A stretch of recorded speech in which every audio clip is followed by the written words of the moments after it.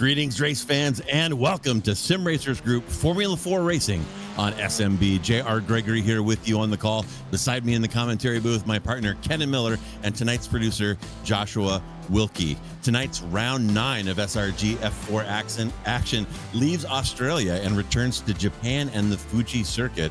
Opened in 1965, Fuji is approaching its 60th anniversary, and in that time has hosted the Formula 1 Japanese Grand Prix 4 times and is current host of the World Endurance Championship, GT World Challenge Asia, Super GT, Super Formula, and many others. Today's configuration, which opened in 2005, is 4.6 clicks, 2.8 miles, tragically 16 corners. Not a fan of that final chicane, but I digress. Current lap record of 118.426 was set by Felipe Massa in a Ferrari F1 car back in 2008. So, Kennen, what a contrast we have this week.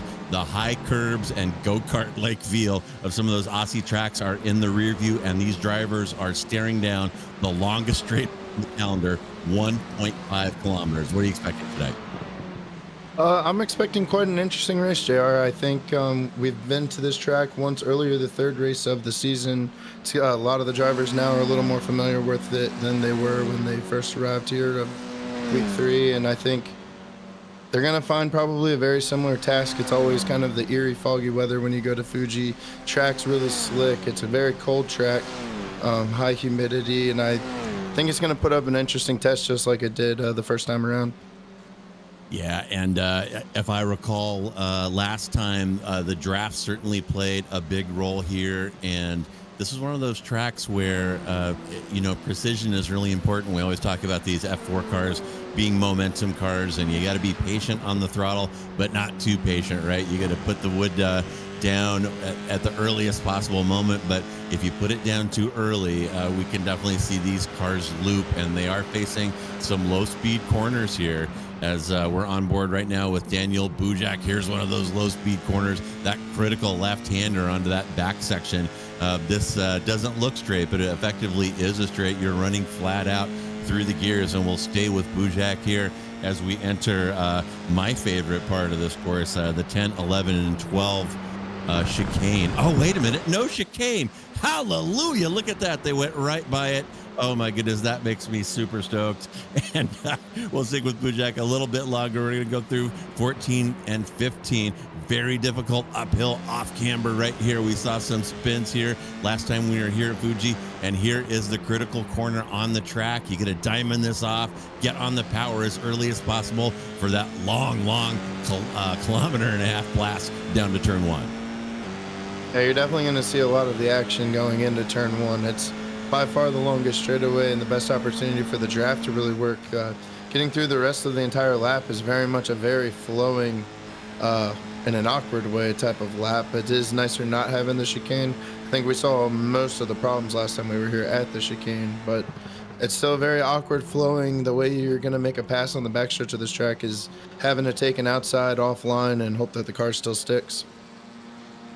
Yeah, and we did see some fantastic stuff in turn one, and these cars are a little smaller, a little more nimble, and there are a million lines down there in turn one. And so when we start to see those contested entries down into turn one, we see some really interesting stuff, and on a lot of occasions, Ken and I recall last time we were here, it looked like the pass was made on the inside, but a little over and under move there, and the defending driver managed to get to that turn 3 Coca-Cola curve before the attacker. So very interesting stuff there, and you could tell from watching that who had mastered that move.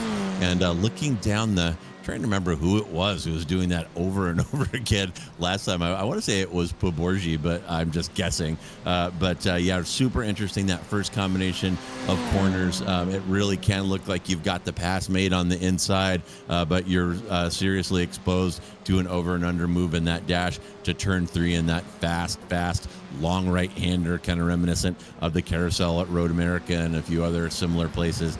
And speaking of the carousel, tire wear could come into this. Certainly tire management. We're going to be riding some understeer in a few spots. You see a little bit right here, those front tires howling over that little rise off camber corner. And sitting right now with, can't tell who we're with, maybe Van Wagner, as he's getting on the throttle and heading down that pit straight.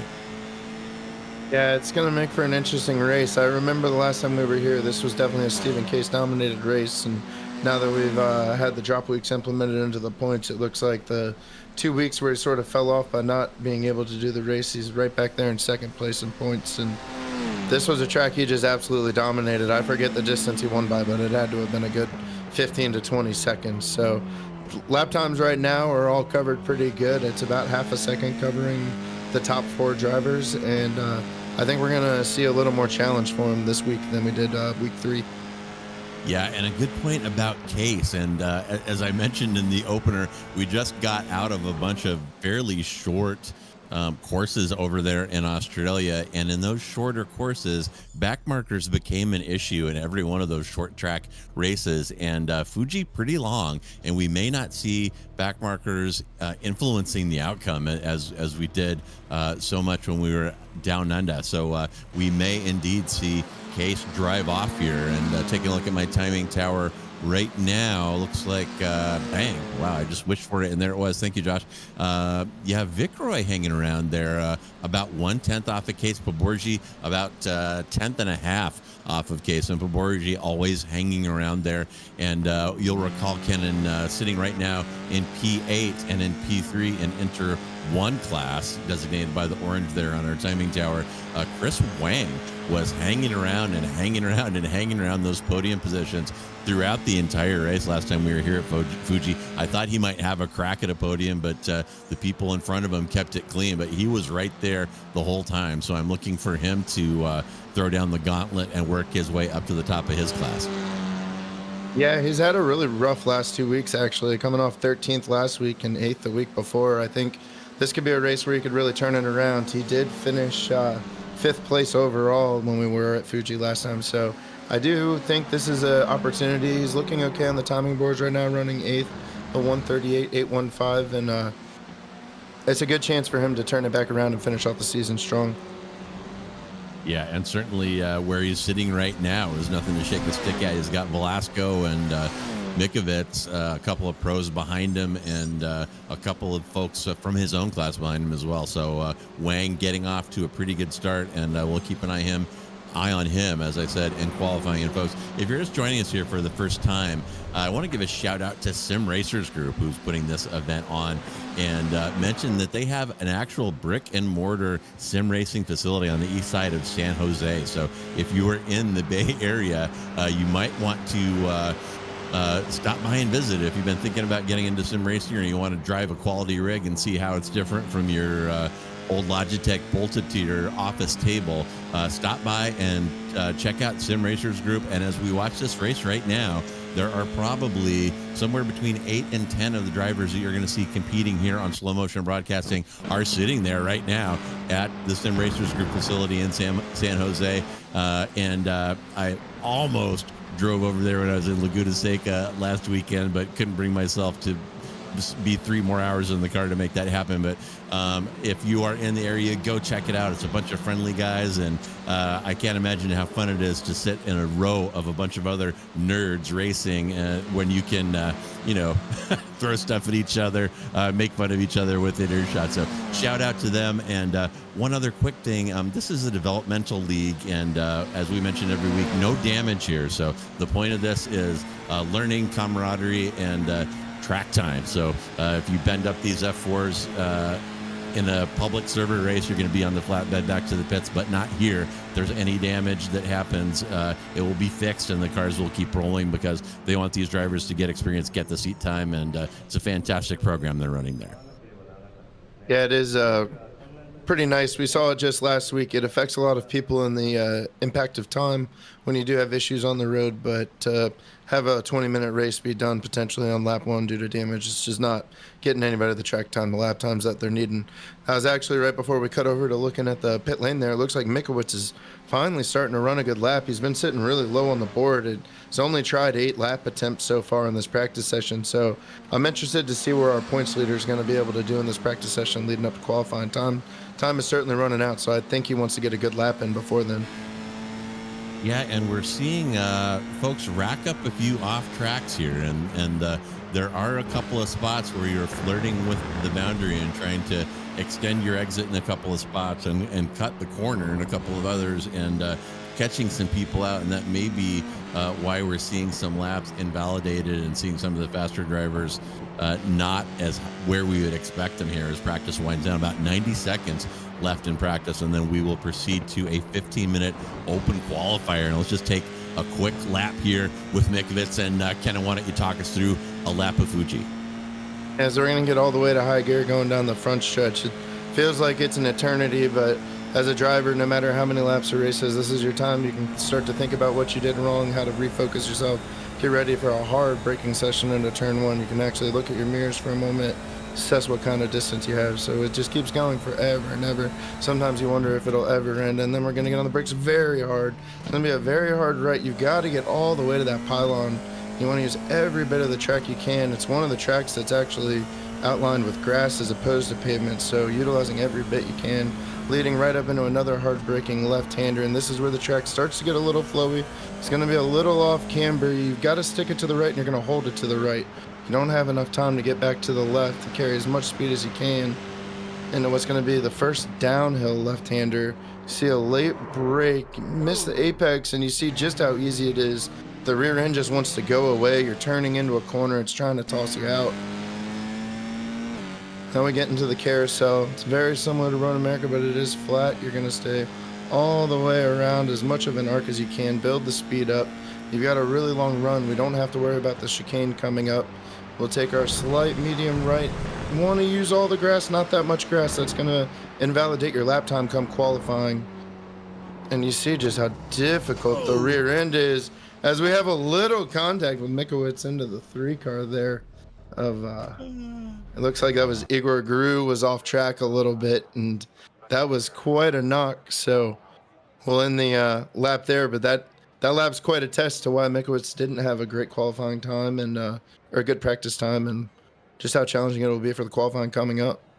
Yeah, absolutely. And without that chicane, that turn 10 becomes a lot faster. And that exit there where you saw the AstroTurf becomes a trap for offs. You can run on that partially, but definitely Mikovits 4 wheels into the green there. That lap wouldn't have counted even if you hadn't had that collision. So here we go, open qualifying. And I say this every week, I love open qualifying. Some people complain about it because they imagine themselves a prima donna where the track is cleared just for them to do qualifying, but it don't happen in real life, and it don't happen here in Sim Racers Group Formula 4. So we are going to have open qualifying. It adds another layer of strategy. It adds a potential to work together with a friend or teammate to get a draft going on that front straight, and just kind of add some new interesting variables that make the qualifying a little more meaningful.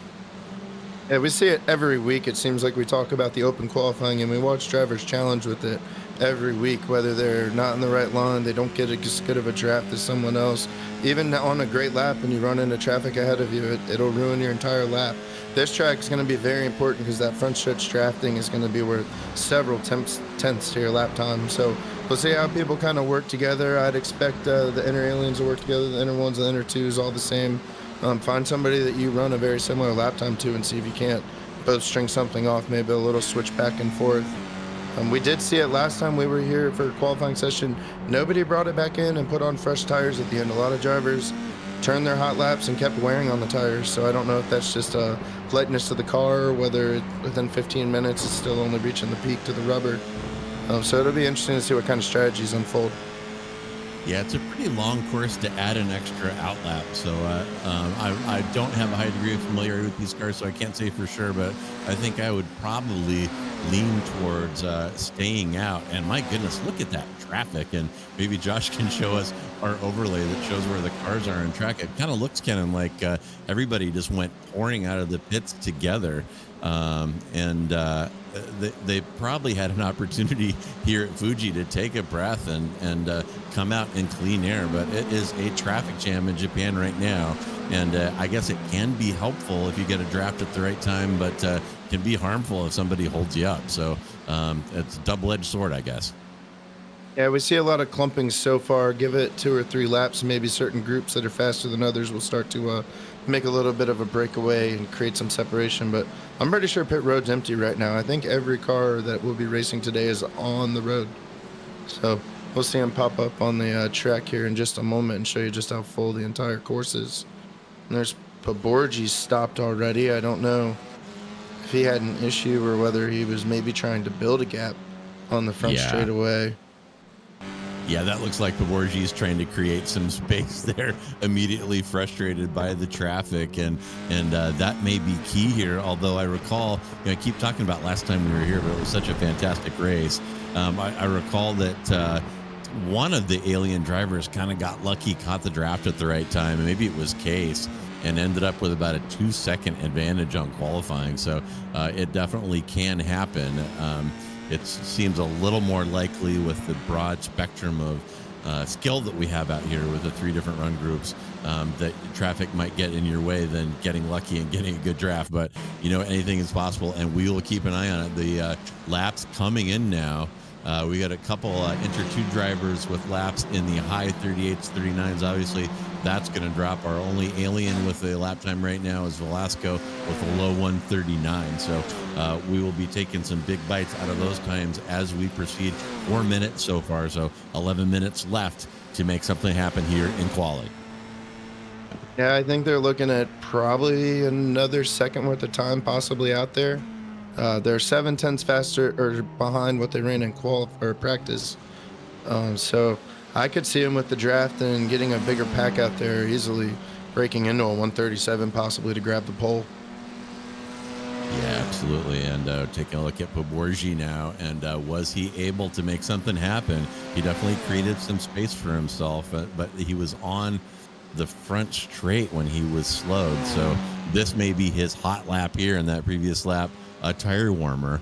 And yeah, 153.5. So he slowed down to make some space, and this is going to be the heater that he was working towards. So we'll keep an eye on Poborgi. He is always up close to the front, and he's going to be the guy sniffing around the back of Stephen Case, presuming that Case performs as he did last time we were here. Oh, and that is a little wide. That may be a one-off. So my goodness, Poborgi might have killed that lap right there. And there are a couple of off-track traps here. That was one of them right there. And the other one we're going to see in just a second is off of turn 10, off of this medium length back straightaway here. But the acceleration is starting now. We're running that F4 car through the gears. And here we go, turn 10, a little brush on the brakes. Kiss the inside curb, use as much as he can, so he's safe there. But yeah, I think he already killed that lap, Kennen, going wide on the approach to the carousel. Yeah, it's a storyline we've seen before with Poborgi, that he likes to emphasize getting as much as he can with the width of the racetrack, and it can come back to bite him. He's still got plenty of time to recover and get himself a clean lap here, but that's kind of the name of his game. He's not one that is too shy of trying to get every ounce of that car that he can. And here's Poborgi coming back onto the front straight. We'll see if he does register a time, and he may not. And actually, come to think of it, Kennen, he may not care. I think it probably takes at least 2 laps to get the heat in the tires in these things. They're fairly light, don't have a lot of power. So you may need to put down a couple of heaters to get the tires in their optimal operating range. And yeah, no lap time for Poborgi. He's still sitting on that 153.5 that we saw from before. So he's still waiting for his heater. And my gosh, almost 7 minutes in right now. We got Tyrone De Silva up top with a 138.6. The first alien is Vicroy with a 138.8. Adam Thompson about a tenth and a half behind him. So we're really not getting into the area we're expecting for qualifying here. And I got to say, everybody rushing out onto the course together may have been an error. And if anybody is going to take advantage of that, it's going to be Poborgi. So we'll be keeping an eye on him. Yeah, we'll have to see. I think the one thing he really gave up not getting a good second lap is he's definitely starting to catch some traffic up ahead of him. So whether it plays a factor or not in this coming lap, we'll have to see when he comes across the front stretch. But he's definitely one of the quicker guys on the circuit, so every lap he gets with clean air, he's only probably closing a gap to other cars and cars coming back out off of pit lane. So it'll definitely be one to watch. I haven't seen his time hit the board yet. Tyrone De Silva with the 138.607, that's kind of surprising to me. He's sort of in line with what he ran in practice, albeit he certainly was not as high on the leaderboard during the practice session. So we'll have to see whether that sticks or if we get some fast times actually coming in. Yeah, a replay there, a little lawn mowing there. Not sure what is going on there. And bang, there is Poborgi, who makes it work. He created space for himself, got some clean air, and he says he doesn't need a draft, Kennen. He's going to throw down a 138.59, and that will put him on the provincial pole. And speaking of our frequent flyers, Stephen Case, my timing tower indicates that he's on the track and running, but still no time out of him. So be interesting to see what kind of gauntlet he is going to throw down here. Qualifying session is already over halfway complete. And right now, as you see there on our SMB timing tower, it is Poborgi from De Silva from Snyder. De Silva and Snyder 1 and 2 in Inter 1, and then Mikovits and Vicroy, that's 2 and 3 in Alien. You see Josh Corwin there pop up ahead of Mikovits and Vicroy, so he's 4th overall and 3rd in class. Velasco lingering down there. I told you Chris Wang had a good showing here last time. He's sitting in P8 right now, and these times are going to start to solidify, I would hope, within the next couple laps. And why Case doesn't have a time yet is a mystery. Yeah, we're riding along with Stephen Case right now. It looks like he will put a time right here, so we'll see what it goes with. It is very surprising to see 3 Inter 1 drivers ahead of Mikovits, Vicroy, and Velasco. I would expect they have to have a better time coming in soon. Let's see, traffic pulls down low for Stephen Case, and there it is. That's third on the board, a 138.642, and the traffic gets out of the way. He may get another good open flying lap. So we're starting to see some of the alien drivers start to show at the top of the board, as it always seems to happen near the end of these qualifying sessions. Yeah, and interesting stuff, and I don't want to wait too long, and because at any time there could be a spinner in front of you, or you hit traffic, or make a little mistake. And here's one of those spots right here. You can run just a little bit wide, too far into the green, and that will invalidate your lap. And that's a place where you really kind of have to flirt with the edge of the track boundaries. Sitting right now with Hyde on their qualifying lap, and good-looking color combination there, as you see Hyde coming onto that back straight, heading down into turn 10, and we'll see what they do with this tough right hander. I want to set up left, smooch the curb on the inside, let the car drift outside. Pretty good work there, and very tough section right here. So much off camber stuff. This little rise right here, very difficult, but the toughest part of the course, I think, is right here, having to brake down and turn across that little rise in the track right there. It is off camber, and you have to jump right back over to get yourself set up for this critical corner. And commentator's curse right there. You saw that driver fail to get a good exit out of that final corner, and that is going to blow your lap on this track every time. Yeah, and I didn't want to interrupt, but Stephen Case just absolutely threw a blitz of a lap down. Goes right to the top of the board with a 138.267. I was actually getting ready just to mention Skylar Vicroy taking over second, and then we see Paborgi has now taken over Vicroy for second. So the alien drivers are now starting to mix it up. We're seeing the fast times come in. Stephen Case just absolutely had a wonderfully clean, clear lap. It was quite an incredible one to watch it from the press booth. I can't believe he's almost 0.2 quicker than second right now. Yeah, Case kind of teasing us there and saving that one. And no surprise, though, the Case is at the top of the order, over 0.2 ahead of Paborgi sitting in P2. Now our aliens, Case, Paborgi, and Vicroy, are blocking out the provincial podium there in terms of qualifying position. P4 is De Silva, P1 in his class. And things are jumping around again. Oh, that is Josh Corwin, who has sneaked up into P2 and P1 in his class of Inter 2, and a little bit of a kerfuffle there, man. You don't like to see contact in these qualifying laps. We are running out of time right now, Kennen, and you don't want to be that guy that makes an error in front of somebody else and tanks their lap. No, you certainly don't. At this point, you'd have to be out on the track if you're expecting to put any sort of time in. And I think you have kind of seen where the different speeds of different drivers has started to level out as we watch out. Diego Posada gets loose there. That's going to scrap his time. He's having a hard run, only 21st right now in the qualifying session. But any little mistake, it's just going to hurt you for so much at this track. It's so long. It's such a long lap compared to so many of the shorter tracks we've just been to. You really just don't have the time to risk a mistake. And Corwin having a couple of races. I wasn't around for Oran Park, but the previous track, I think, weren't we at Phillip Island before that? And Corwin had a hell of a drive there. Who can forget that face in his profile picture that we have here on our SDK timing software? But Corwin showing up again here, and if he keeps putting down performances like this, he may not have that orange mark next to his name for long.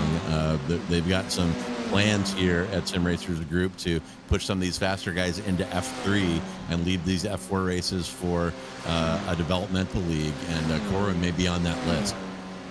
Yeah, Joshua Corwin, he is just the in-class winner 2 weeks ago at Motegi. He's had a really good run. That's why he's sitting atop the points. He's not had to do anything too fancy, but he's strung together in multiple seconds and gotten himself one win. He's definitely one that's put a lot of competition to the aliens on the leaderboard. And he's kind of one of those front runners that is kind of running out of his class right now. Oh my goodness, Kennen, and look at Case has thrown down another heater, 138.155. He's tickling the 137s. We may see it happen here as the timing clock winds down, and of course we say it every week, that's not a strict time limit. So if you are past start finish, when that clock hits 0, it'll extend the qualifying time. So we usually see 15-16 minute qualifying sessions, but Case absolutely throwing down a heater. He had some drivers close behind him before, and now he has just kind of shown that there's no one that is going to be close to him at Fuji. He is the master of this place. Riding along now with Lloyd Conway, inner 2 class driver through this tough left-hander. A little smooch on that beautiful Lewis Hamilton Mercedes liveried F4 car in front of him. Let's see if he gets a good exit out of this last corner. He nailed it perfectly. He lays on the power, and he is going to get a tow right here and see if he's able to move up out of his P17. Yeah, you can see on the gearbox 5th gear, he's almost braking 130 miles an hour coming to one. Has to make a move to avoid the car in front of him too, so that should put quite a good lap. And I'll get him up into the top 15. That's very respectable. No, he's definitely been learning a lot, and we've watched him progress throughout the season. That's gonna be probably one of his better starts so far this season. So I know the team will be happy when he pulls back in and gets himself ready for the race with that lap. Stephen Case, on the other hand, is just in another class of his own at Fuji. We've been here before and watched it. I think we might be due to do it again here in a moment. Yeah, and as I said, without this track is so long, traffic probably not going to play a role, and there is potential for Case to drive away to the tune of 5, 6, 7 seconds, as we have seen him do before. And qualifying winding down now. There may be a couple of cars out there. Looks like Case is still running, as is Mikovits. Mikovits might want to take a swing at Case, so he's got a half a second gap in front of him if he's going to touch that. And we're going to ride along with Mikovits right now. And nope, that is that. And Mikovits gets camera shy right there, goes wide, and that is a 1X, and that qualifying lap is over. And looks like Vase is our last driver on deck, and he has parked it, just waiting for Dan Clark to pull off. And that is going to do it for qualifying. So eventful qualifying there. A couple of our fast drivers toying with us there, particularly Stephen Case, and a couple of our inner 1 drivers showing their stuff. I'm looking at you, Josh Corwin, and also Adam Thompson, with the likes of Borgi, Vicroy, and Mikovits behind them. Those guys are no slouches. So tip of the hat to Corwin and Thompson for putting themselves up in those podium positions in qualifying. So we're going to have the qualifying order for you here in just a moment. But yeah, pretty good stuff here so far, Kennen. Yeah, we've definitely had a little bit more of a surprise than I think we expected for a second coming to a track for the first time this season. We're actually at a repeat track, and it surprised to see the inner 1s up there. I think Stephen Case may be the class of the field, but the race for the first 2 steps on the podium, there's 7 or 8 drivers that we'll probably be talking about all race long on who could get those final 2 positions at the podium.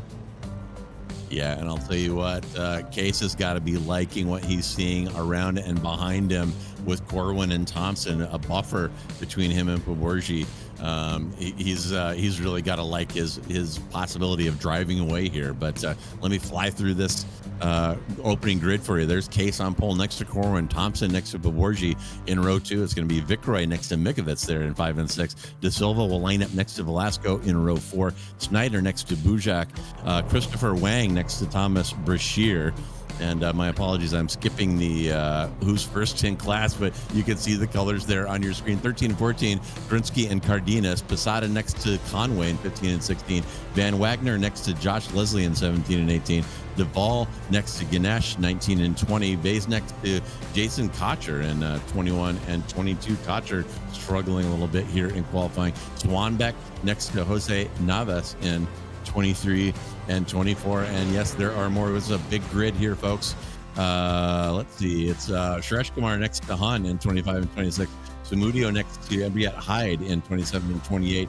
Hagen next to Dan Clark in 29 and 30.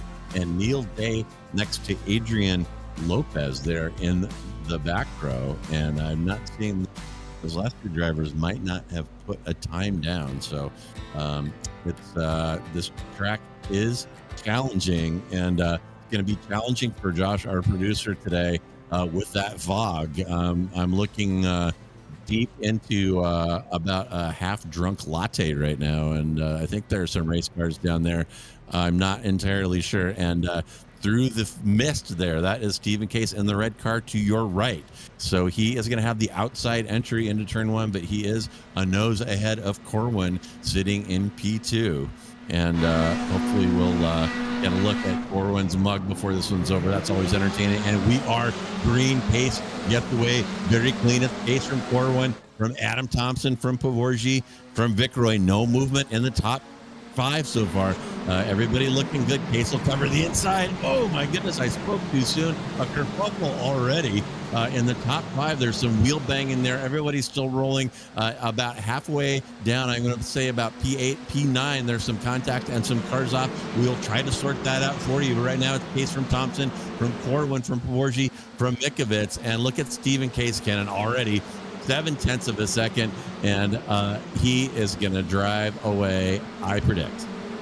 Yeah, Stephen Case didn't have the greatest start. Corwin was right there. You saw Case had to really push the inside line going into turn one, but he is definitely starting to set sail already as we've gotten through the first 6-7 corners. So was a little shaky at the front with some braking, but I think everybody got through pretty clean, no real contact. So we'll see how it all kind of shakes out through the rest of the field. My goodness, and we saw Pavorji taking a big dive at Corwin there. He wants those inner one drivers behind him, but Corwin survives. Not only survives, but Pavorji falls back behind Mikovits, and now those two are dicing, and I show Pavorji back ahead of Mikovits. So Pavorji is feeling racy right now and feeling impatient. He wants to get past those inner one drivers and get up with Case before it's too late, because he knows what happened last time we were here. Case driving away. He has any chance of hanging in there. He has got to get through this traffic and put himself in position. Yeah, Alex Velasco going 3 wide right now. He didn't have the greatest qualifying run, but everybody in the Alien group right now is definitely showing some aggressiveness to get by the inner wing drivers and maybe see if they can put together something for Stephen Case up front. This will be an interesting move going into turn one. Velasco on the outside. Everybody kind of breaks early, and they're going to fall in line. Velasco may be able to get him going into turn 3 as long as he can keep it there on the left side. And yeah, riding along with Mikovits, looking back at Pavorji here, and Pavorji definitely feeling racy. He tried a tough move early on cold tires, didn't work out for him. Looked like he had Corwin, but he must have washed out, and Corwin got back by, and Mikovits as well. So Pavorji wants to make something happen here. These races, folks, are pretty short, about 20 minutes. So if you didn't do well in qualifying and you feel like you need to move up, you got to do it quick, and we're seeing that happen. As Kennen pointed out, these aliens are elbows out right now, and there is some contact. That is Samudio back in the back third of the grid. A little contact. You see some body parts flying, but of course no damage, so those cars will be back underway. But these F4 races can get a little bit rough and tumble. Here is your replay of 3 F4 cars. I know that because I am a professional broadcaster. This is Samudio getting in Jose Navas, and thankfully it only cost Navas a couple of spots with the contact, and he's able to get going away pretty good. Like we mentioned, it is a damage-free series, so his car is back to 100% and full speed ahead. As we see another car's off right ahead, Chris Wang, Samudio is getting by. So there's a lot of cars off of everywhere. It's certainly being a learner series and trying to get some different levels of drivers all up to the same speed. The biggest thing we can highlight is mistakes. Finishing top and at the high end of the leaderboard, it all comes down to mistakes. Minimizing mistakes and the sacrifice for speed can go a long way, completing a good safe 20 laps, or 20 minutes, excuse me. Yeah, absolutely. And on top of that, just keeping it clean. We've had driver after driver up here in the booth with us kind of expressing surprised where they finished, and it was just by being cautious, being aware of traffic around them and avoiding the problems, because as we said, there's a big mix of skill out here. There are some beginners out here. There's some guys who are pretty quick, and you know, with that mix, there are bound to be incidents, and you got to have your head on a swivel and be ready to react so you don't get caught up in those. And keeping it clean, Kennen, as you said, a big part of success here in the Formula 4 series. Yeah, riding along with Manish Shershkamar, he had a little bit of trouble early in the race, went wide in a couple corners. He's found himself back in 19th. He's usually one of the front runners that we see in the from the inner two class. So we'll have to see if he kind of get things back together here. Only a few minutes into the race so far, and looks like maybe he spun around there. Yeah, and just if you're not familiar with our timing tower over there, folks, just take a quick look at that interval listing on the right. So the white numbers are intervals greater than 1 second. The orange are half a second to a second, and the red are less than half a second. So when you see that again, you'll see how tight the competition is here, at least in Fuji. And there is a replay. And as I said, you want to get on the power as soon as possible, but if you get on it too soon, that is your reward. And yeah, there's that timing tower I was talking about, and look at all that red and yellow up there. These cars are very competitive, and keeping it close here. 5 minutes in, or 25% of the way through this one, and there are battles up and down the field as there are every week, which is one of the things that makes it such a pleasure to call these, Kennen. Yeah, it is. And just looking at the top of the leaderboard, Adam Thompson, he's kind of held that 7/10 gap to leader Stephen Case pretty well. Mikowicz hasn't fallen off too much either so far. So I don't know, maybe Stephen Case is playing a little bit of tire management, trying to keep just a nice healthy lead. But we are seeing a little bit of a gain on for second and third, trying to get up to the lead. Yeah, too right. And a tip of the hat to Corwin with Poborji all over him. You see that gap is down to about 2/10. And Poborji not playing around here. And Poborji is going to be right on his rear bumper. He might not even wait to the front straight. Does he try to stick it inside the final corner? And he does. He gets that move done. But gosh, Kennen, that is going to compromise both of their exit out of that critical corner. And now they're sitting ducks to Velasco, rapidly reeling them in from behind. Yeah, and you see Corwin, he's gone back inside. So, and it looks like Corwin's pitted. I don't know what has occurred there, but I believe it was maybe side by side. And if they get caught up racing back and forth like that, that's only hurting them to the top four. So you can't get yourself caught up in too early of a fight back and forth. You just have to kind of accept where you are and try to do the most. Velasco gets shoved off the track by Poborji there, it looks like. So that may see some payback later when it comes to how aggressive we drive. Poborji's shown it since the green lights went off. He's not stopping for anything, and he's willing to take any open gap he gets. Yeah, Poborji elbows out, and we talked about the lack of damage in this series, and it is a double-edged sword. It does provide seat time and keeps races from ending early when there are pileups, which we do occasionally see. But on the flip side of that, Poborji not shy at all there about throwing that F4 car into Velasco and sending him right off the track. And a hit like that has potential to damage the suspension on these things if you were running with damage on. So Poborji taking advantage of the lack of damage to maybe drive a little rougher than you would be able to on the public servers, Kennen.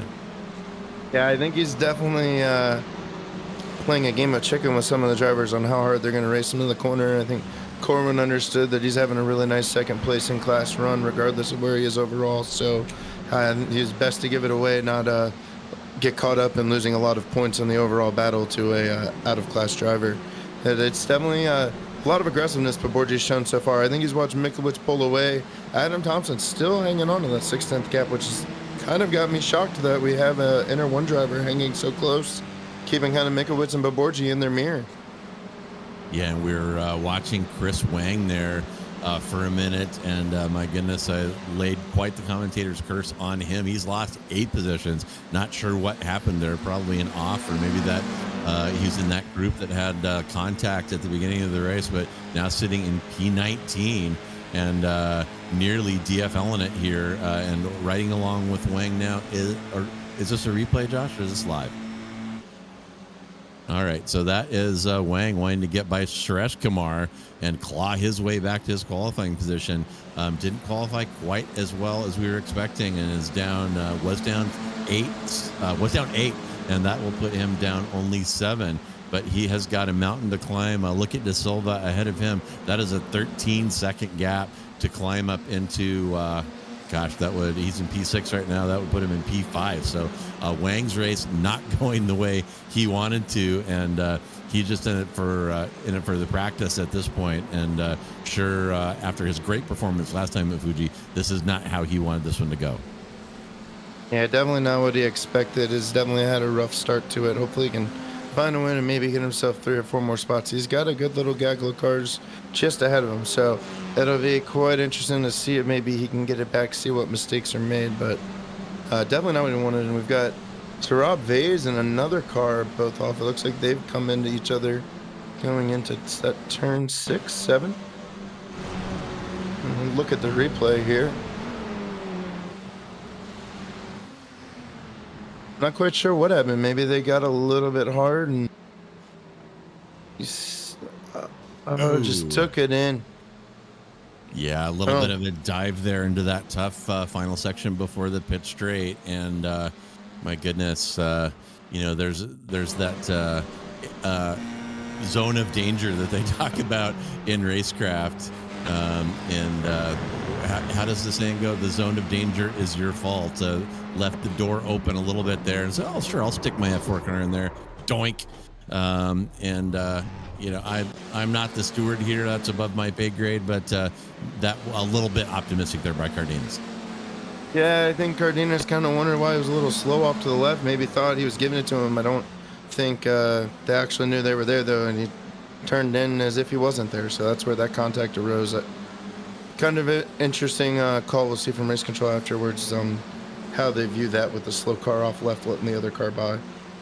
Yeah, we do have live stewarding here. So, well, not live stewarding, but we do have incident reviews post-race. So any of those kind of penalties will be handed out before the next round. And I'm trying not to talk about the next round in the middle of this one, but pretty excited about that. But at the halfway point, beyond the halfway point, actually, these races go by so quickly. Up front, it is Case, followed by Thompson, who is P1 in class, followed by Mikovits, Velasco, Poborgi, Vicroy, Corwin, P2 in Inter 2, Snyder, P3 in Inter 2, and then we got Bujak, Inter 1, Bujak, our first Inter 2 driver in P9, Jason Cotcher will round out your top 10, and you can see that there. But the interval, as Kennen said, staying pretty close up front. Thompson hanging with Case, despite my prediction that Case was going to drive off, and maybe Case is just kind of minding that gap behind and taking it easy and trying not to rack up incidents on this track, which is quite easy to do. As we take a look at Thompson there, he's got the meat in an alien sandwich there. He's got about 6 tenths ahead to Case and about 7 tenths behind to Mikovits. And so far, so good for him. Unlike his fellow Inter 1 driver, Josh Corwin, who has gotten pushed out of the way by a gang of aliens, including Mikovits, Poborgi, Velasco, and Vicroy. So Corwin falling to P7, but he's probably still happy with that, Kennen. That is P2 in class. Yeah, he's definitely had a pretty good race. I don't think there's anything to be ashamed of there. I was trying to look at the point standings, but I may have missed his news and notes. This could possibly be Adam Thompson's first race with us in the SRG Formula 4 League, and he's definitely showing some speed. I do not see him listed in Inter 1 with any points or on the list at all, so he is definitely coming in quite hot. So yeah, taking a look at Velasco. Velasco's going to try the inside of turn 1 with Poborgi on the outside. Poborgi got Vicroy towed behind him and is going to kind of give up on this one. And watch Vicroy on the outside. I told you there's a way to make something happen on the outside when the inside is aggressively covered. And boom, there it is. Holy cow, what a move by Velasco. And I told you that aggressive defense into turn 1 was going to result in an over-under, and there it was. And my goodness, what a move by Velasco, and that cost Poborgi as well, who lost a couple of spots in that transaction, and great driving really by all three. And here is a replay. Keep your eye on Velasco there. Woo! Classic over-under, and he drives off from the two cars that, they were almost 3 wide entering that one, Kennen, and he got the last lap that time. Yeah, that was just a textbook drive. He knew Poborgi didn't have the line. Poborgi, he really didn't quite get it tight to the corner, a little over driving, and and it ends up costing him 2 positions to Vicroy and Velasco. So that's kind of set him back, and I think Poborgi may be going right back towards Vicroy. Yeah, as the fight goes on, we're taking a look at Vicroy now, and that is Poborgi polishing his bumper in the red car, and Velasco has got Velasco behind him. So a lot of scrapping going on right there. You see those red intervals on our timing tower from P4 to P6, and Corwin sniffing around back there in the background as well, as we're going to head on to the pit straight again. And that draft going to work as you watch that gap dropping and dropping and dropping. And you got to wonder, hey, here's our first mover, Velasco. He said, yeah, you like that switchback I put down on the last lap. I'm going to show it to you again. And this time, oh my goodness, this time that's Poborgi is wise to it, covers out the inside and makes Velasco back out of it. So Velasco not able to repeat that, but he's still going to get the move of the night out of me from doing that on the last lap. That was sweet. Yeah, JR, I've been just staring at the timing board right now. I think we may have a race for the lead coming up on the front stretch this lap. Adam Thompson was able to get it down to almost a 10th. He's sitting at 3/10 right now behind. He had it almost breaking within a 10th. He is right on the bumper of Case. It's just under 5 minutes to go. I think he's getting ready to make a move. Wow, and wouldn't that be something? We talked about Case often getting track days at these bigger tracks where traffic doesn't play a role. Adam Thompson in his first race here in Sim Racers Group Formula 4 racing, and just possible, Kennen, that he was miscategorized as an Inter 1 driver, and he may have a red marker next to his name at the next race. But you're right, here they go onto the pit straight. That's Case from Thompson from Mikovits. All three of those cars with a 1 second spread with 3 minutes and 40 seconds remaining in this one. And what is Thompson going to do? There's an argument to just stay with Case, hang with him, and wait until the last lap to try to make something happen. So we'll see what he chooses to do. Case will cover the inside. Thompson is going to go way out to the left, drive the normal racing line. You see him get past Case there. Case stops it down the inside, though, side by side through turn 1 and through turn 2. And Mikovits might be in the catbird seat here. Mikovits there waiting to pick up the pieces. You see him lurking around back there as Thompson and Case still side by side. And Thompson is going to push it through. My goodness. And Mikovits certainly had a good view of that. Wow. Yeah, Thompson certainly sending a little wide there. Definitely had the off track to use in that situation. And Stephen Case peeking back inside. He kind of made Thompson not be able to use the entire corner there, kind of worried whether he would take a full look or not. That's quite an aggressive move, and now Case falling back to third. Mikowitz goes by. So I think you're kind of on it now. We've got maybe 2 or 3 laps left in the final 4 minutes of this race. So, and wow, Stephen Case having to get on the brakes really hard to avoid Mikowitz there. That's going to let Thompson be able to get quite a good breakaway out. We'll have to go back to the replay and see why it was such a hard break there. I don't know if he maybe lost control of the front end of the car, but certainly detrimental. And Mikowitz now second behind the leader, Adam Thompson. Yeah, Case did not avoid Mikowitz. You're going to see contact here as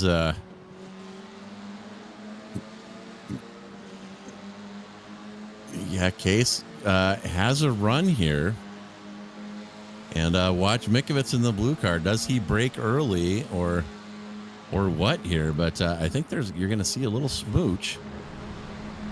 And we'll stay with this. Yeah, you see Mikowitz get off in the grass. That kills his drive out of that corner.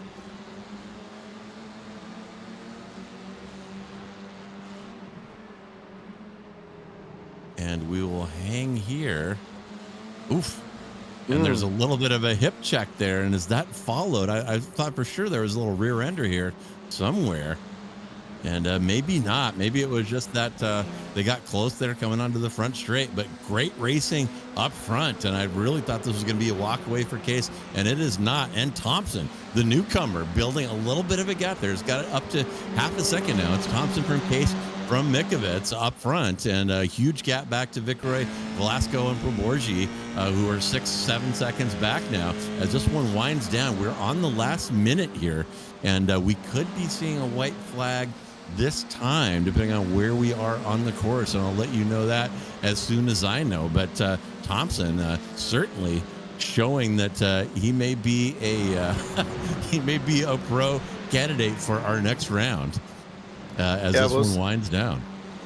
We'll see just how well he handles the nerves being in the first race. He was up to a 1 second gap that's obviously been brought back down to 4/10 with Stephen Case. One advantage Case and Mikowitz have, they've been racing together all season, and I'm sure they both don't want to see Adam Thompson win this race his first time out here. So both the alien drivers may find a way to work together to at least give him a shot for his money in these final laps. There's Thomas Brashear goes off with some contact, I think. Yeah, Brashear looked like he had position there and got his nose chopped off there.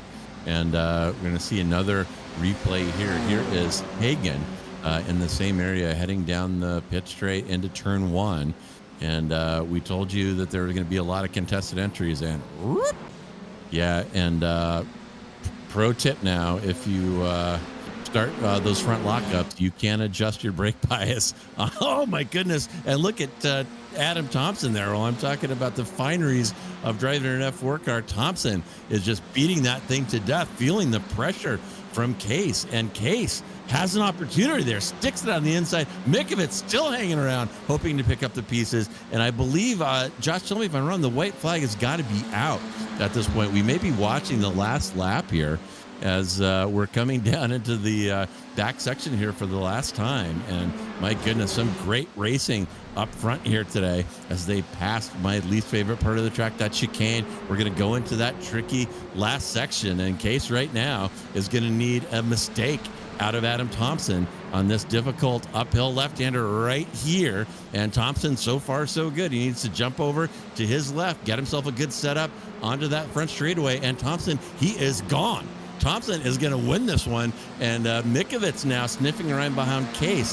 Does he have enough time to make something happen before that start-finish? It is a ways down the road here. So if Case holds that position, it's going to be close. And look at that interval ticking down. Oh, my goodness. Look at that finish. 4/100th of a second there between Case and Mikowitz as Thompson gets it done. And my goodness, what a drive by him. Enter 1 winner and overall winner. Case, Mikowitz, and Vickeroy are your alien podium. Corwin hangs on for P2 in Inter 1. Justin Snyder will be P3, 9th overall. And looking at your Inter 2, look at Bujak all the way up there in P7. He's P1, followed by Conway and Posada in that class. So, woo, action-packed stuff here at Fuji. It's so great to get these cars off of those Australian go-kart tracks and get them out here where they can use that downforce and stretch their legs a little bit. What a fantastic show today, Kennen. Oh, that was just an incredible race. Something we definitely weren't really preparing our fans for watching us on the SMB network for. We definitely thought this was a Stephen Case runaway. We'd already seen it once before. We expected to see it again the way practice and qualifying went. But Adam Thompson kind of out of nowhere found some speed from the green flag on, and he would manage to hang with them and turned it into quite a little fight there the entire race. That's definitely the first time we've had an Inter 1 driver, and probably next week an Inter Alien driver if I were to guess. But the first time we've had an Inter 1 driver actually win overall in one of these races, which is just quite a feat. And he was willing to use every ounce of track. We see him there. I mean, he was certainly getting some 1Xs and off tracks, which you obviously have a limit. You kind of know what you have to give. And it took kind of every ounce of that to defend Stephen Case and Mikowitz to hang on. He definitely got lucky. Stephen Case went over the curves in the last 3 or 4 corners. That's kind of what got him that little final gap, kind of took away Stephen Case's chance to make a run going to the checkered flag.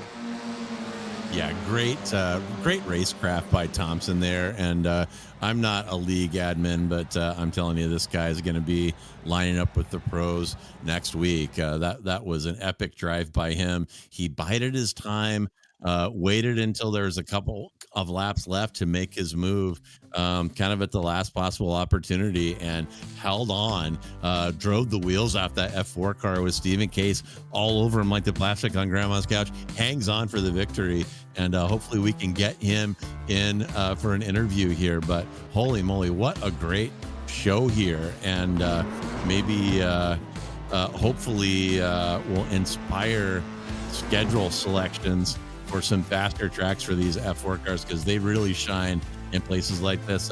Fuji, of course, built as a Formula One track, and really let these cars stretch their legs and take advantage of that of the downforce. And my goodness, what a great race. And as we watch Thompson here blow the rear tires off of that F4 car and maybe pop his motor before this one's over, we will get that. We'll get those results pulled up for you in just a second.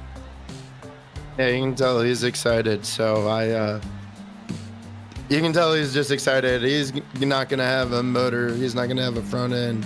He's going to have a really hard time taking this thing through in tech inspection. So hopefully they'll be a little gracious with him on his first win. But that's probably the most thrilling race we've had so far to the season. We're coming in now to the 3 more races to go to decide a SRG Formula 4 champion. And it's amazing all the different drivers we've seen. I'm curious if he's an in-house driver or not, as he's new to the series, so we don't have much information on that. But that is one for the books right there. That is a fantastic race.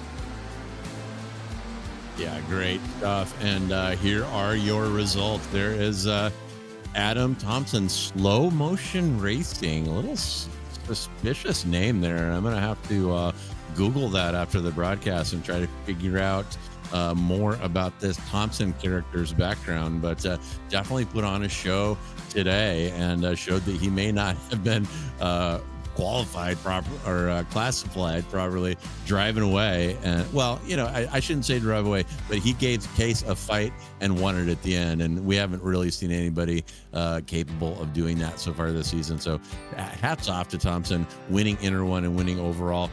Then it's Stephen Case, Mikovic, Vickeroy, and Poborgi. That is 1 through 4 in your inner aliens. Josh Corwin 6th overall, P2 in inner one. Bujak way up there, P1 in inner 2. Great drive by him. And there's Velasco in P8.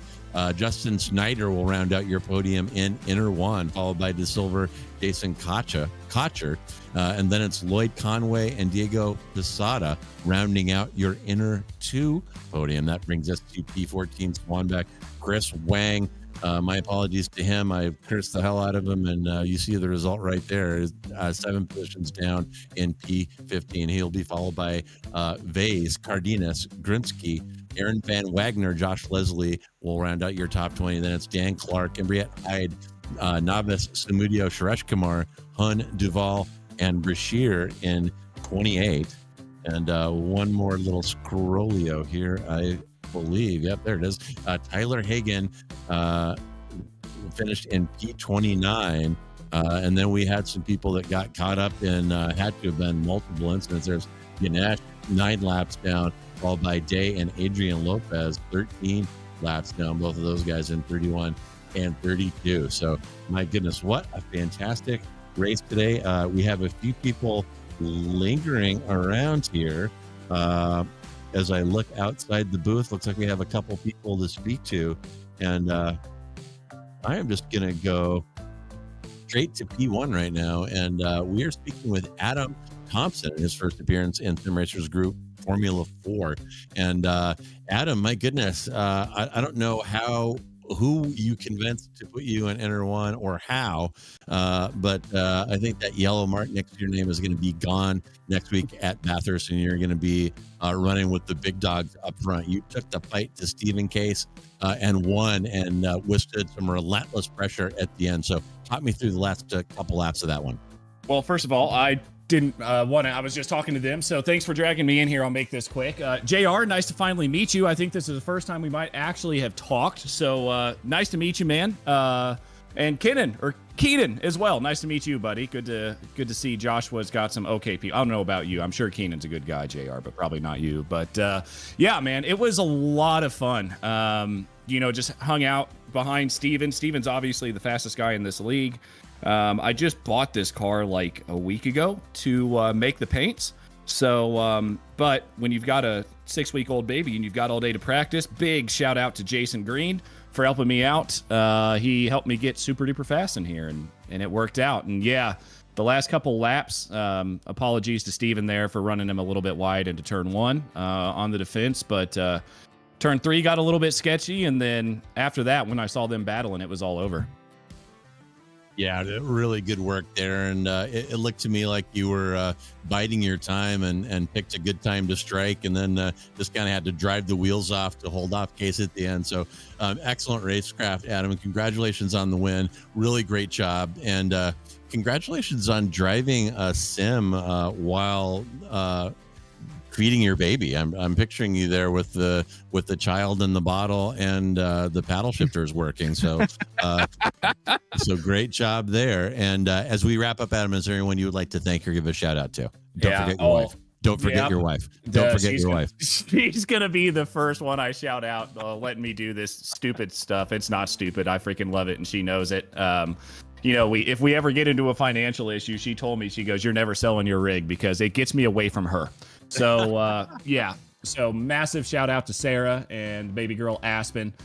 Huge shout out as well to Jason Cotcher for letting me come into SRG. I was actually inner 2, and then he saw my lap times in practice, and he promoted me to inner 1. And now who knows where I'm going to be. But great group of guys over there at SRG, and I'm glad to be running with them. And lastly, Slow Motion Broadcasting, you guys. It's weird for me to be able to thank you guys now, Joshua. Josh, you're doing such a great job, man. Thank you so much for everything you've done by taking this over. Getting it to where it is, dude. There's absolutely no way SMB would have grown like this without you, Joshua. So yeah, huge, massive shout out to you. My thanks there are not enough thank yous. All right. Well, Adam, thanks so much for stopping by. And I'm not sure if you're able to hear Josh. He is thanking you for your kind words and us as well. It is our pleasure to be here on Slow Motion Broadcasting and working with the great folks at Sim Racers Group. So until next week, have a great time with the new child, and we'll talk to you soon. Thanks, buddy. Bye. All right. All right. And speaking of Jason Cotcher, we'll go ahead and bring him in. And Kennen, maybe you can get Jason's thoughts about how this one went. I note that Jason is the hard charger here tonight, up 11. So maybe you can find out how he did that. Yeah, Jason, we had noted in qualifying your struggles, didn't quite have the fastest time. We know, talking to you just down in the pits and previously during practice, you're not totally a big fan of this track. It just doesn't quite fit your technique and expertise. But how did you feel you did with the race? You obviously were moving forward the entire time. Yeah, it works some magic in the race. I guess I usually race better than I qualify. As I said, I've never spent the time to really work out the last 2/10, in the lateral load on the tires of this thing. So it does tend to ding me in the qualifying, but a lot of endurance experience. I was dodging bullets. I mean, I actually finished on 0x, so I'll pick up the bonus points for that. And yeah, it's just sort of a risk awareness. You kind of tend to know people in a league. If this guy is next to this guy, then they'll probably tangle. So you give it an extra couple of car lengths, and when they tangle, hopefully you get around. And that just worked out for me. I don't get a lot of practice time. The competitive nature of this league has come up so rapidly. It's a little bit shocking. I used to crush this league, and now I'm 12th. But I mean, it's fun. Friends are telling friends. It's popular. That's what it's all about. And yeah, just staying alive. There's a lot of that endurance mindset that comes into play when cooler heads prevail. Yeah, I think that's actually something good to note, because while we talk about the shortness of the race and it's a 20-minute sprint, minimizing those mistakes is all hugely beneficial. That endurance mindset of not making a mistake plays off dividends even in only a 20-minute race, because there is no time to really make it up. And the field, it seems like every week we're watching new drivers come in and join the SRG family, and today may have been the biggest field. I think we had 32 drivers take the green. Would you just take a moment and kind of speak on where you've seen things grow? This is our second time going back to a track throughout the season. So what have you kind of noticed through the 6 weeks between then?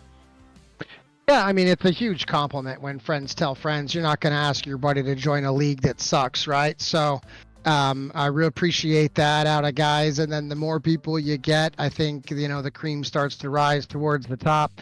At the end of this season, the 32, 35 starts getting a little bit crazy. I mean, Fuji is decent size, but a lot of the other circuits on the Asia Aussie region F4 schedule ends up being a little bit close quarters. So at the end of this season, we're doing the big split, and Inter 1 and Inter Alien will be involuntarily graduated into F3. I'll go with them there, and that's damage on, and it's a little bit tougher car to drive. I find that my slightly cautious style lends itself. It's kind of like I should probably get into the Lotus 49 or something. It seems like the tougher the car is to drive, the better I do, not because I'm right on the ragged edge, but that staying alive just tends to pay more dividends. So yeah, I mean, like I said, huge compliment. I'm lining out the sort of coaching trees from the NFL style where, Daniel brought in Steven brought in Aaron brought in Lloyd, and that's the kind of thing that just makes the league grow like crazy. So I do appreciate that, and it's the best problem that we could possibly have.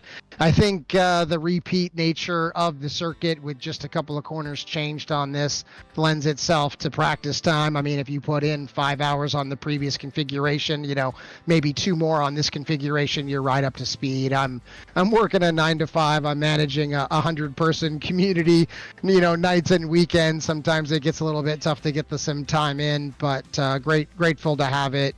Always grateful for the community and these guys. It's growing, and you guys are helping us do that. So stoked on that. Yeah, and we've seen it all through the 9 weeks opening the season. We just got 3 weeks left, and it's just quite a change in the way we watch drivers race around each other, the way you get more familiar with who the certain drivers are, having back and forth competition. So it's been a pleasure to have the opportunity to be in the booth and watch it grow. And who would you like to thank today? Anybody you'd like to give a good shout out to? Anybody special to mention? Yeah, I mean, always the community. I don't know if you know this Adam Thompson guy. This guy, apparently he just jumped in and won or something. Like, we're going to have some words. That's not what we do here, but no, I kid. It's fun to have him here. And he was in the chat talking about paternal time off of work. So clearly he's got some hours in on this thing, but he better get that F3 ready to go, because he went from Inter 2 to Inter 1 straight away. Then he beat the alien. Stephen Case was clamoring to make him Inter Alien, but it's such a close points championship up there. I don't want to insert somebody into that this late.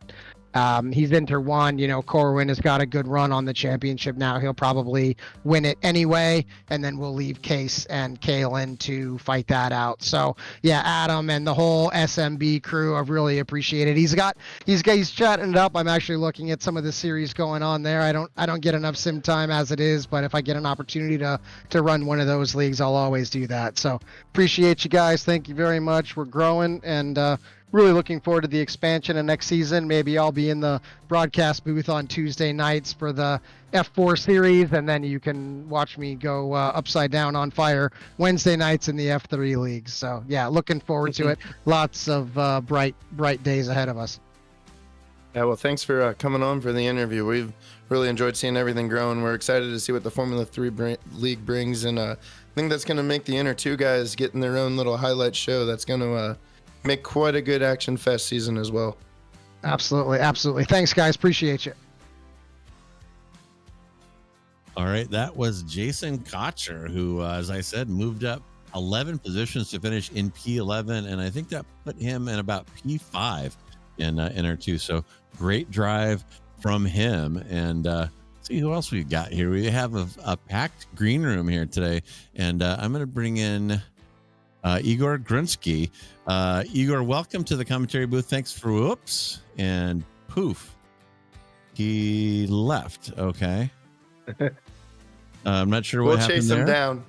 Yeah, and well, I'll just go ahead and go to Lloyd Conway, and I'll congratulate him. Lloyd finished P12 overall and managed a podium P2 in Inter 2, moving up 4 positions from his qualifying position. So good job today, Lloyd. And I'm going to take a wild guess and guess that keeping the car clean and staying out of trouble was a big part of your success out there tonight. Hello, big boy. Well, let's just talk about that for a minute, because sometimes people don't know how to use their brakes on turn 1 on lap 1, but that's okay. We don't discriminate, because despite qualifying P15, which I was very happy with, still managed to get P12, even though I was on the roof of my car, I'm pretty sure, at the start of that. But that was the only thing that, it was my shortfall, and I just had a steady pace throughout the remainder of the race, and did okay. I saw that Jason and Tyrone were battling for it towards the end, and I was right on the very last lap, just trying to get some draft, but it was too late. But I don't think I could have hung with those guys anyway. So I'm happy with my result, nevertheless. Well, quite a drive, and perfectly timed. Our producer Josh gave us the slow motion replay of the kerfuffle that you were referencing at the start on turn one as you were describing it. So when you watch the broadcast later, you'll get a kick out of that. And yeah, there was an upside down car on top of you, and good thing these F4 cars have that halo, or you might have had quite a headache from that. But yeah, you kept it clean for 20 minutes and got up on the podium. So excellent drive, and congratulations on that. And as we wrap up, is there anyone you would like to shout out or give a thanks to? Two people, Jay Ryan and Jimmy Zai, my biggest inspirations for all this. So thank you guys, appreciate everything. Also Jason for being a little bit faster than me, but he's still slow. All right, very good. And are you one of the drivers who is down at the SRG facility tonight driving? No, I'm in LA in the comfort of my own home. Los Angeles, comfort of your own home. All right, fair enough, man. Well, Lloyd, thank you so much for coming by and speaking with us, and hopefully we will speak to you after your next podium here in Formula 4. Thank you, guys. All right, that was Lloyd Conway, your P2 driver in the Enter 2 class. And I don't know, should I take another run at Igor? He kind of hurt my feelings before. I'll go ahead and drop ran him away in, on us. And Kennen, maybe he would be more willing to speak to you. See what happens. Hey, Igor, this is Kennen. Oh, no, I guess not. Nope. Maybe he doesn't like us. That's I think he may be. So I was doing a little information request, and I assume the reason Adam Thompson was glad to meet us is that is actually a co-worker of ours, a fellow broadcaster with the Slow Motion Broadcasting Network. I did not know that until about 3 minutes ago. All right. Well, that is a hard no from Igor. So let's try Skylar Vickeroy. I can find him on the timing tower here, and I don't see him. Skylar, how's it going? It's going well. Can you hear me? I can hear you very well. I can't find you on the timing tower, though. Were you out there driving tonight? Yeah, I was out there driving tonight. I finished, I think, in fourth. Oh, there you are. Holy cow. Of course you did.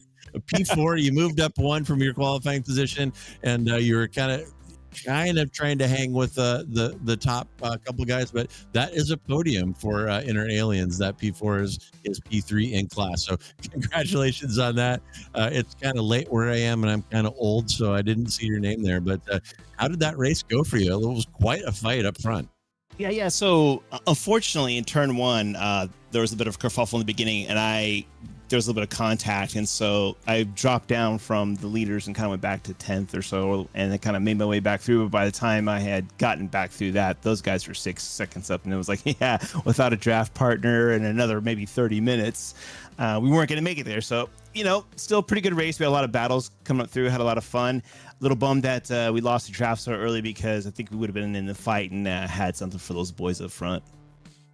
Yeah, and it was quite a show. Really good race, and I know what you mean. Just a little bit of a problem, and you get that gap in front of you, and the train leaves without you, and then there's not a lot that you can do about that. But still, a very good drive to bounce back from that little contact in turn one, and congratulations again on the podium. And as we wrap up, is there anyone you would like to thank or give a shout out to tonight?